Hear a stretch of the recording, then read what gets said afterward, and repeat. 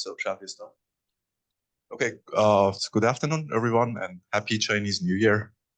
It's a great pleasure to have Professor Das as our first speaker member seminar after Chinese New Year. Before we start, there is one comment. We heard that wonderful news last week that Professor Das have been awarded a prestigious and well-deserved honor on behalf of friends and colleagues at BIMSA. I would like to extend our congratulations to him and thank you.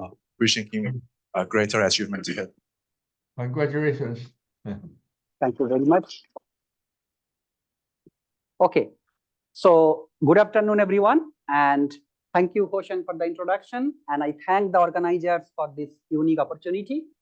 The title of my talk, as you can see, it's very funny. It's Chinese Restaurant Process and Statistical Inference. So I'm primarily a statistician. I belong to the probability and statistics group, and my main research interest is in medical statistics. So today what I will be discussing is one particular aspect of medical statistics, that is clustering or classification. And in that particular area, I will focus on one particular type of clustering, which is called Chinese restaurant process. Why the name is Chinese restaurant process, I will come to that. So this is the brief outline of my talk. So let's come to the first thing, clustering in statistics. Clustering is always important because here you see there are three clusters. So the main goal of clustering is variation within the cluster will be as low as possible, and variation across the cluster will be as large as possible. Even in BIMSA, we all are mathematicians, but still we have the subgroup like algebraic geometry group, probability group, analysis group, same thing, clustering. So we need clustering. In the medical statistics, when you have a group of patients, you need to cluster or classify the patients into different groups with respect to some characteristics so that the patients belonging to one cluster, you can give the same treatment. That is the idea. Okay? Now, what are the difference? A million-dollar question is how to do this clustering. Of course, in the machine learning literature, there are thousands of ways, and all these methods are based on this concept that, okay, I have a group of patients, so those patients can be clustered into k number of groups where k is unknown but fixed. That is the main concept on all these things. We are going slightly beyond that. So these approaches are called parametric approaches, which assumes that there is only finite and fixed number of clusters possible for your data. We are going beyond that. What we are saying is called non-parametric approach, which assumes that you can have an infinite number of clusters, and every time a new patient comes, that patient can be a new cluster. So you can think in BIMSA approach again, we have several groups. Maybe tomorrow we hire a mathematician who doesn't belong to any of the existing groups. I might have to create a new group for that purpose. So that kind of flexibility is something that is wanted and desirable. Otherwise, if you fix the number of clusters, essentially you are forcing someone to do something, maybe he or she is not fit to that particular cluster. So this is called non-parametric approach. And one particular discrete time stochastic process, popularly known as Chinese restaurant process, is used for this type of clustering. So this Chinese restaurant process is not a new thing. It came almost 40 years back, but it has become more popular in the last 20 years because of its applications in various domains. So before I go into the actual Chinese restaurant process, let me explain how statisticians do the clustering. Okay, so we have the observed data set. Again, in the context of medical statistics, these are the different patients' characteristics. I have n number of patients. I am collecting data from each patient. So these are the patient's characteristics. What I am doing, I am assuming a probability model for each of these patients. So each xi comes from a probability distribution. Small f is the probability density function, and that probability density function is characterized by the parameter theta. Just like if I have a Gaussian distribution that is characterized by its mean and variance. So what I am assuming that every individual has its own set of parameters, And if I have two individuals, x1 and x2, for which θ1 equals to θ2, I put them in the same cluster. So the individuals for which the parameters match, I'll put them in the same cluster. So clustering data equivalent to clustering these θi's. Okay. So if I consider the finite number of components, that means θ1, θ2, θk, which basically means that I can have k number of clusters, this θi has to be one of these values. And pi k is the probability that any arbitrary object comes from cluster k. And then our data generating model is like that. So xi is a patient. This patient can come from this cluster because this cluster is characterized by its particular parameter. And this thing can happen with certain probability. So every patient will belong to some cluster with certain probability. Okay? And those probabilities will get changed once you see more and more and more data. All right. Now let's come to Chinese restaurant process. Before I go to the actual definition, let me show this picture. So what Chinese restaurant process says, the name came because the people who came up with this idea, they observed this phenomena in a Chinese restaurant. What happens? Ideally, the restaurant can provide as many tables as there are customers. Okay. So first customer is coming, you are getting one table. First customer sitting in this table. When second customer comes, you add one table. This person can either join this table or can select a new table. This person will join this table with a probability proportional to the number of people already sitting there, and it will select a new table with a probability proportional to a constant. Okay, he decides to sit here. Third person comes. Now what is the scenario? 1, 1, 1 blank. So he will sit here with probability proportional to 1, proportional to 1, proportional to alpha. He decides to sit here. Now what is happening? Fourth individual comes. Select this table with probability proportional to 1, proportional to 2, proportional to alpha. So this is called Chinese restaurant process. That means every time you have a new customer, he can select a new table with a probability proportional to a constant, and he will select a preoccupied table with the probability proportional to the number of people already sitting there. I think we all follow the same thing in the lunch time or in the dinner time. Yes, every table has infinite size. So ideally, every table has infinite size. If they want, they can all sit in table. No problem. Okay. Now let's go to the actual definition. It says that first customer always chooses the first table. Nth customer choose the first unoccupied table with this probability, occupied table with this probability, where C is the number of people already sitting there. That's the scenario. Okay. Now, so more formally, this Chinese restaurant process is used when data tends to repeat the previous value. In medical statistics, that is quite common. You have the first patient, one category. Second patient either matches with the first one or not. If you keep doing that, you will see eventually most of the patients are clustered in one group. And that you say is the common characteristics of that disease. But that doesn't mean that the next patient has to follow it. Even if you observe millions of the patients, the next patient has always a chance to be completely different from what you have observed. Okay?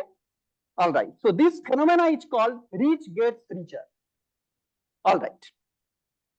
So here is the mathematics behind that. So H be a baseline distribution, alpha is a scalar, and we generate data as follows. For every n greater than equals to 1, I am drawing a theta n from this baseline with probability this, or I am setting this theta n to some x, where x is a preoccupied value with this probability, where nx is that.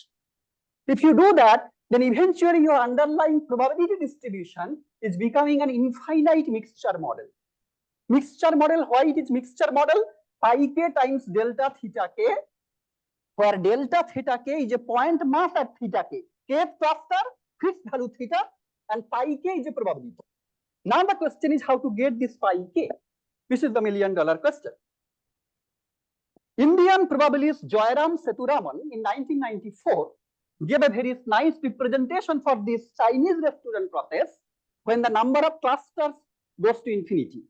So in limit, when number of clusters go to infinity, he said that this particular probability distribution, which is an infinite mixture, this mixing component pi k, you can write something like that. Beta k product 1 minus beta I goes from 1 to k minus 1, where each of these beta i's follows some beta distribution. And why it is called a stick breaking process, as if you have a stick of unique length, you are first breaking it into two parts, beta 1, 1 minus beta 1. This is the probability for your first cluster. Then you have this part, you further break it into two parts. This is your second cluster, further break it and keep breaking that. So eventually, the probability that you will have a new cluster will be smaller, but it will still be something positive. So that's exactly what is going on. Okay, that's exactly what it is. This is a very, very nice representation, as I say, convenient and computationally very helpful representation. We will be using this representation for our work. Okay. In 2008, David Dunson and his group from Duke University, they extended this concept to a slightly different situation. They said, okay, now instead of having a Chinese restaurant where customers are coming, think about as if you are doing an experiment where there are parallel experiments going on in many different laboratories. Okay, so 4 or 5 different laboratories, patients are coming, you are doing the treatment. At the end of the day, you combine the data and try to cluster all the patients across all the labs using your Chinese restaurant process. Okay, so what they did, data coming from multiple sources, can be groups or studies. Ith individual from the mth study, M goes from 1 to capital M, that means capital N number of labs you have, and you assume some probability model, and for each patient, you have P many different characteristics. From each patient, you are measuring platelet count, sodium count, potassium count, hemoglobin count, many different things. So you have a vector of observation, okay? And you are getting this data from multiple different studies. You combine together what you want to see with respect to this feature, this guy from this study and that guy from this study, they are clustered together. That's exactly what I want to do. Okay. So the goal is to borrow information across different predictors and studies simultaneously. What they did, this is the representation, so don't go into the details of that. Dependence is incorporated through the probability distribution. So what they say, theta mj. This is the parameter for the mth group and the jth predictor. They are just assuming a stick breaking representation, and the stick breaking weights, they are further decomposing into two components, U and W, where U is bringing the mth study and W is bringing the jth predictor to the hth cluster. That means jointly, the jth predictor from the mth group is being shrunk to the hth cluster, where H goes from 1 to capital N. And when capital N goes to infinity, they give the name metric stick breaking process, because now you have a matrix, you have multiple groups, multiple variables. That's exactly how your data is, and you are just doing this cluster. Okay, so without going into details of that, this particular representation has two interesting features. What is the feature? First of all, if I have any two study M and M prime, and any two features J and J prime, it gives a probability that what is the probability that study M and study M prime matches with respect to jth predictor. That means the patients from lab 1, patients from lab 2, with respect to hemoglobin level, they match. And this particular probability has a nice expression. Not only that, this is more interesting. This says, if two studies, this is a conditional probability, this is unconditional probability, this is conditional probability. This says that given the condition that two study matches with respect to one criteria J prime, this increases the probability that they will match with respect to something else. That is more intuitive. If two study matches with respect to one thing, that increases the probability intuitively that they might match with respect to something else, because maybe you are considering some type of patient. That's it. Okay. Now, with this, so next 10 minutes, I'll be discussing about our work, how we are extending it for our application. Our application was based on a data set which is called Health and Retirement Study. You all know that world population is aging. Thanks to the medical science, now even in the Asian countries, people can live like 85, 90 years old without any problem. Well, it's not literally true that without any problem. it creates a huge amount of problem on the health system and specifically on the insurance policy. Okay, and we are trying to address that. So, health and retirement study conducted by University of Michigan. The study started in 1992 and ended in 2012. So it's a span of 20 years. What they did, they consider more than 3,500 aged individuals who are either retired or about to retire. Okay? And what you are collecting data on their physical health. That means if they have any chronic disease like hypertension or arthritis or cancer, something like that, and the financial health. That means your income, your asset, your financial debt, and all these things. Data collected every 2 years. So study was in a span of 20 years. You are collecting data at every 2 years. So total 10 time points. And as you can see, the goal of the study was to understand the financial challenges related to aging, especially the association between physical and financial health. If I am physically healthy, does it mean that I will be financially healthy when I will be old? Or the other way around. If I'm financially healthy, does it imply that I'll be physically okay even when I'm at 91 years old? So that type of question was being asked. Why this type of study is important? This is something I copied and pasted from internet. Let's see about China. This particular curve is for the older population, 60 plus.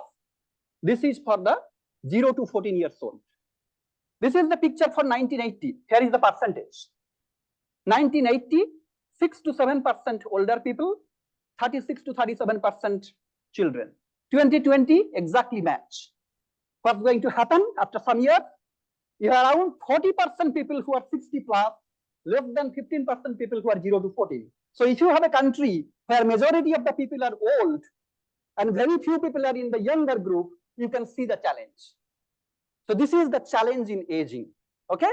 So this is really the problem. And this is just a picture. It happens almost everywhere. So government has to take some policy and do something. Okay. So what is the challenge in this data?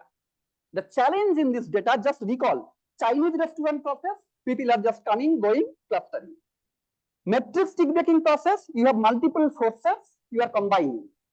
What we are having now, we are having a time factor. So we are collecting data over time. That means, and what is our group? We have 4 different groups here, 4 different health insurance group, no insurance, employment insurance, government insurance, and other private insurance. So every member belongs to one of the insurance group at one time point. And again, by government health insurance, I mean in United States, it's Medicaid or Medicare. Medicaid is giving to the poor people. Medicare is giving to the people who are older, 65 plus. So after certain age, everybody belongs to Medicare group.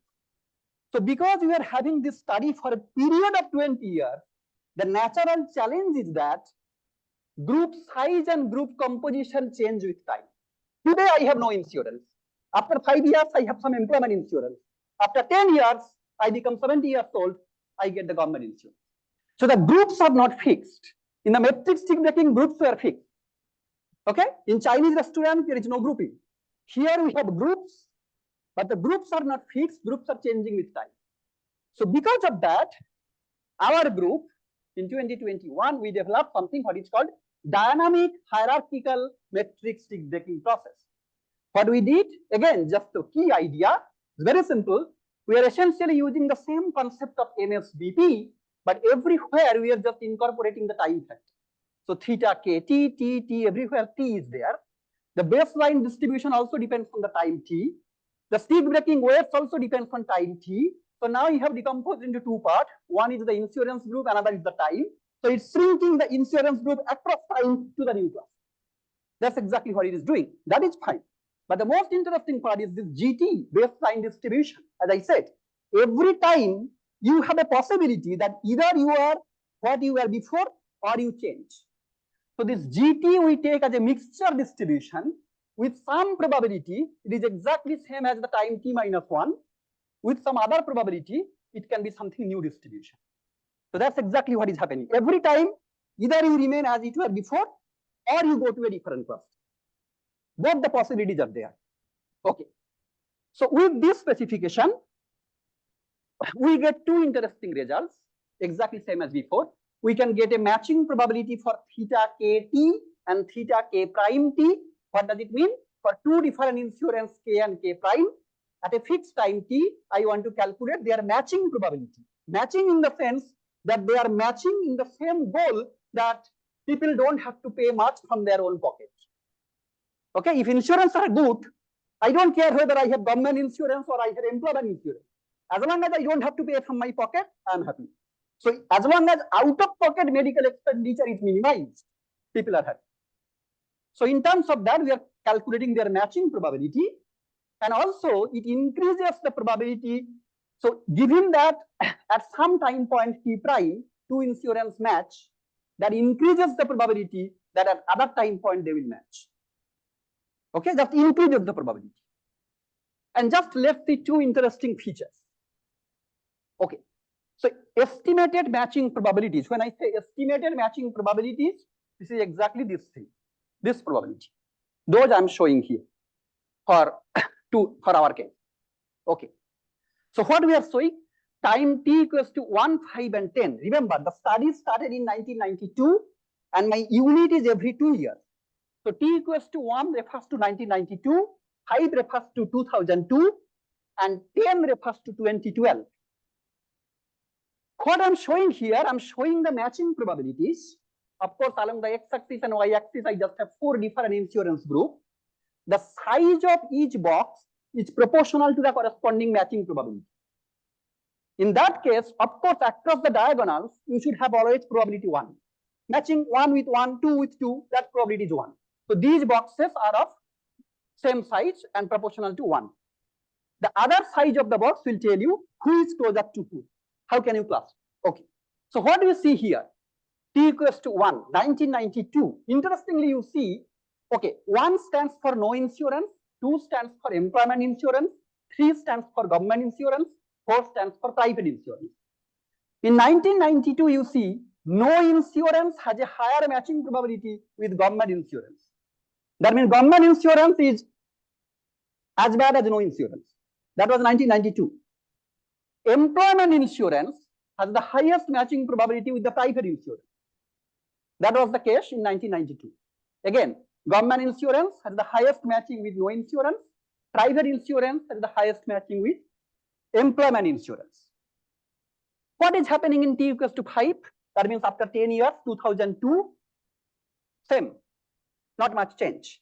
Again, the no insurance and government insurance, and employment insurance and private insurance. Okay. Something interesting happening in t equals to 10, 2012, remember when Barack Obama came for the second time. What happened here? No insurance and employment insurance are almost equivalent. And government insurance and private insurance are almost equivalent. When I presented this thing 1 year back in the United States, some government official was there, and he actually confirmed that because of some policy taken by Obama, around 2010, these things actually happened. So they wanted to increase the quality of the government insurance, and they tried to compromise with the employment insurance. That's exactly what they wanted to do. Okay. And now I want to see a particular insurance, say government insurance, how it is varying with time, because it's dynamic. I want to see how it is varying with time. That means how it is related to t minus 1 and t plus 1. Again, along the diagonal, you have the 1 probability. So you see for the first 3 years, you had a good matching probability with the immediate predecessors and the immediate successor time point. 2 with 1 and 3, it has a good matching probability. 3 with 1, 2, it has a matching probability. Something happened in between, some policy changed. After that, again, 8, 9, 10, they had very good matching probability. So this type of matching probability actually tells you, reflects, even if you don't know what is actually going on, it tells you something happened. So that actually motivates you to investigate and find out exactly what happened in the policy because of which this change happened. Fine. This is my last slide. What's next?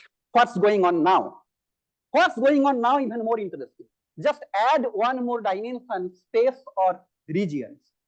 So now you have data from several groups across different regions over different time points. Now this particular problem is specific to assessing the quality of the school education in the last 30 years across the Asian countries. Again, recall, Chinese is a student process, no time, no group. People are coming, you are class studying.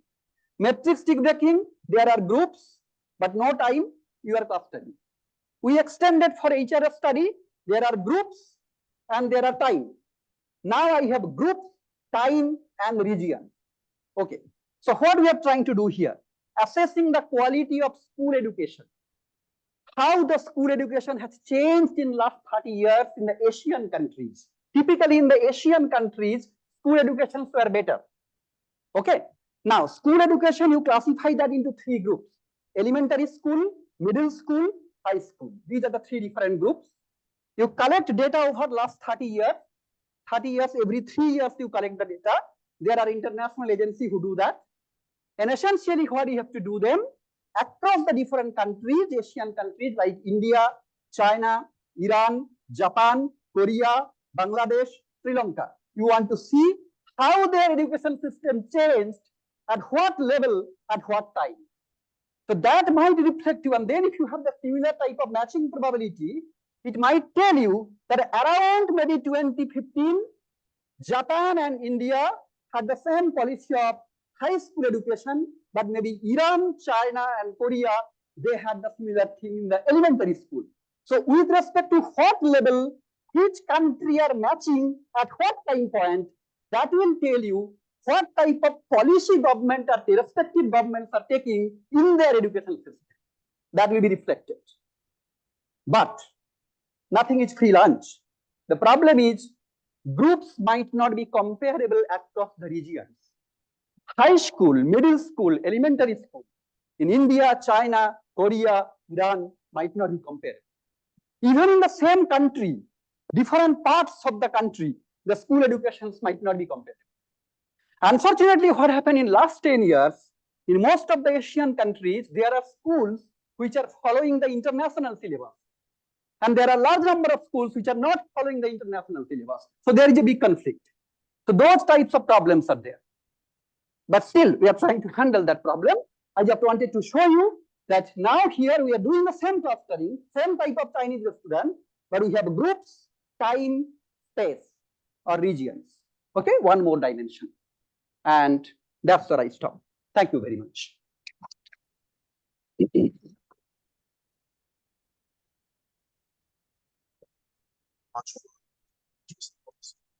Questions.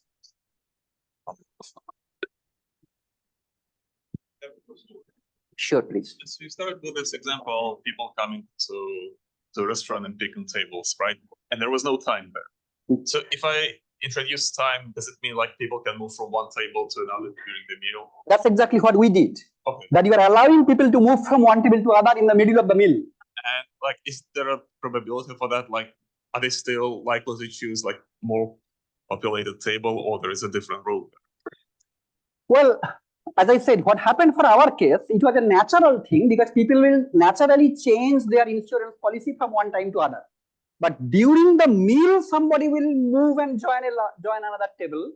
Well, there might be some probability. It might happen that someone else joins the table whom you don't like, and because of that, you want to leave.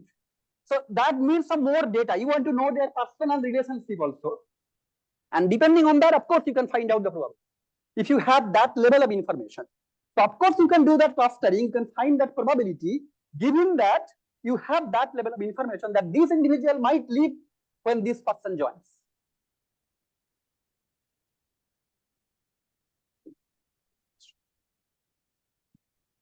Sure, please.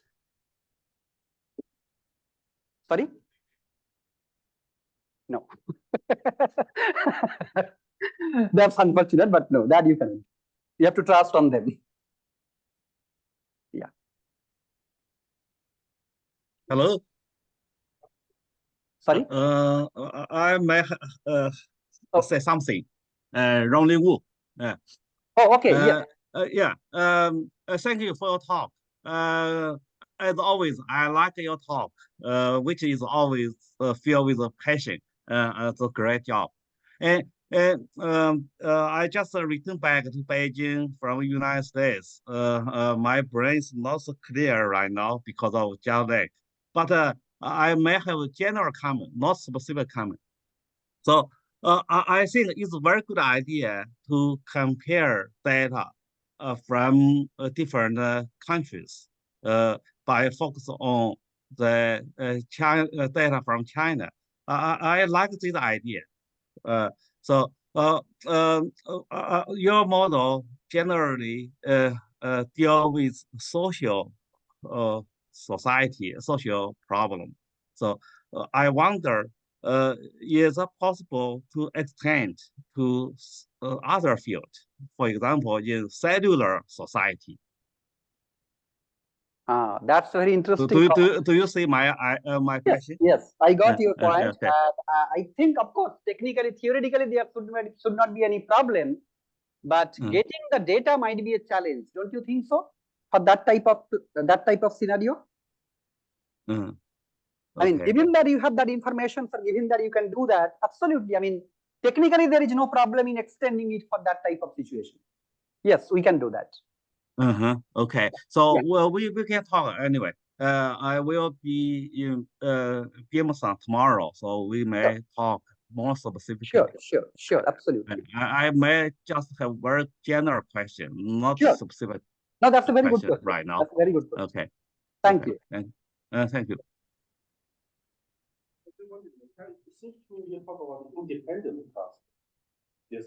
No overlap. Yes. That becomes another problem. Because if you have the overlap, typically you see, when you are having the Chinese restaurant thing, there is no concept of overlap. Because you just have different tables and people are just sitting differently. So overlapping concept originally, I mean, all these, as you see, those are the extension of the original idea of Chinese restaurant. So because in the Chinese restaurant, people coming, taking a table, people coming, taking a different table, there is no concept of overlapping. So none of these methods actually address the overlapping concept.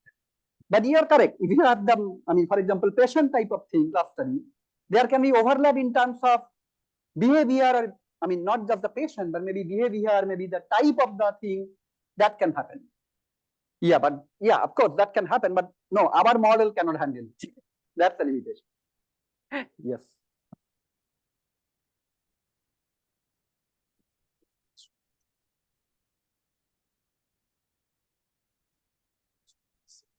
Oh, no, please. When you were using this Chinese restaurant model, Sure. You showed the probability distribution. I understand it is the simplest, like alpha 1/alpha. But what happens if you have a different, still simple, but different sort of distributions? Like instead of, I don't know, 1 + 1/alpha, you have something else. See, the idea here is that the reach will become richer. That means more people sitting in a table, the next person will be inclined to select that table. That is the idea. And the denominator you are adjusted just to make the total probability 1, nothing else.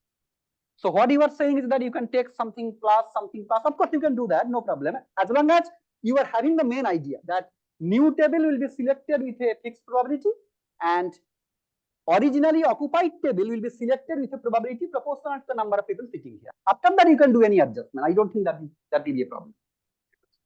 Can you imagine different models, like instead of getting richer, that there is more correlation, or less correlation, opposite correlation, or different functions, still simple. But, okay, yeah, that can be thought of, maybe. But I think it depends on the context that you are saying. I mean, can you just specify the context? In what context this kind of thing might? For certain problems, this works better for patients, but for the other people, maybe the opposite. Okay. So you mean more people sitting here, they have less chance to do that? No problem, you can just take 1 minus or something. I think that's the easiest way to do.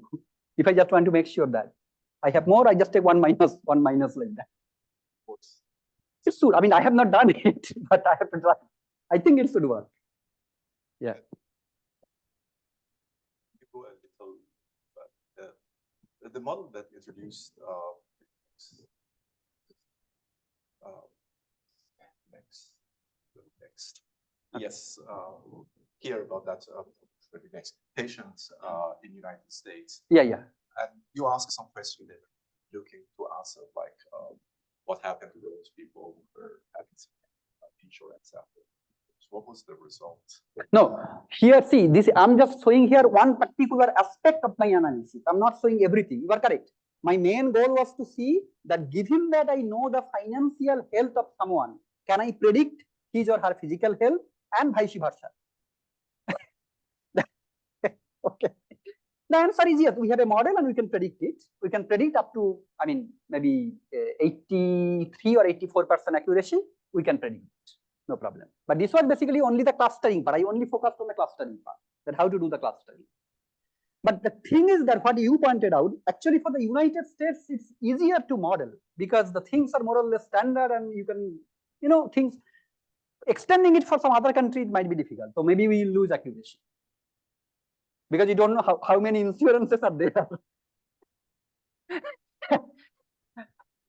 Another problem, yeah.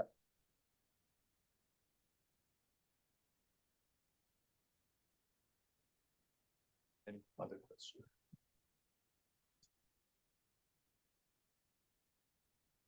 Does it work better than possible machine learning models for the same problem?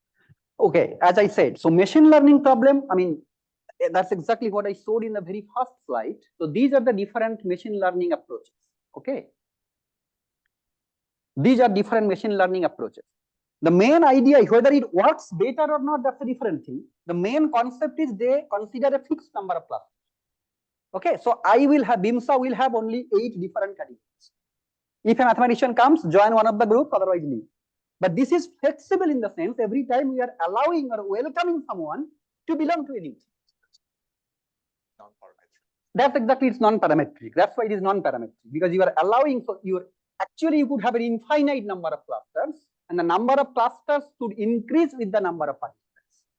That is the concept. But maybe you are correct. We can compare these two methods. We didn't do because we thought that they are completely different philosophies. So philosophically, they are different. So maybe it might not be worth to compare this thing. Maybe it can be orange and apple. But yes, we can compare and see how it is working, of course.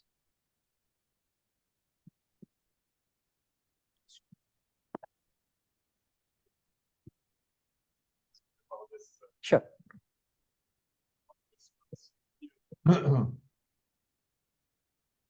So is there like a symptomatic estimate on the number of defined tables as a function of the number of people, or like any kind of statistical information about this? You can only find out the probability that someone will select a new table. That's all. And how many clusters you can have.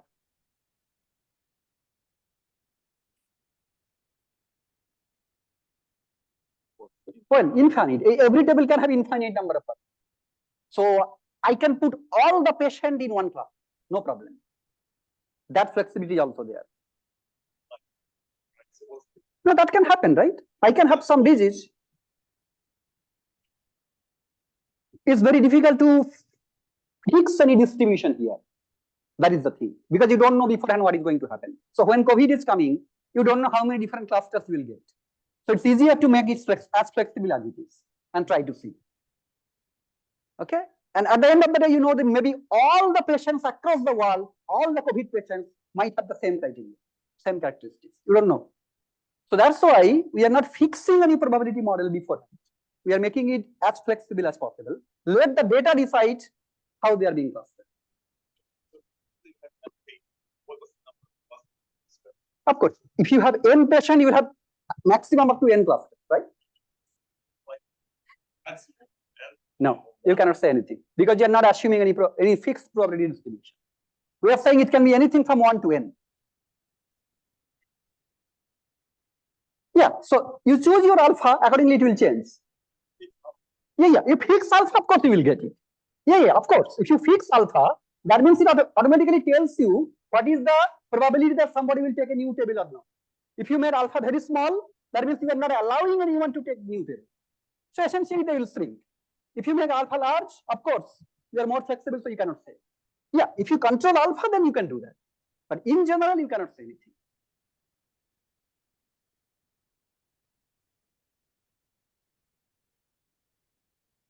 Okay, so If there is no more questions, then thank you very much for your attention. And I think I was able to at least convey the key idea. Thank you very much.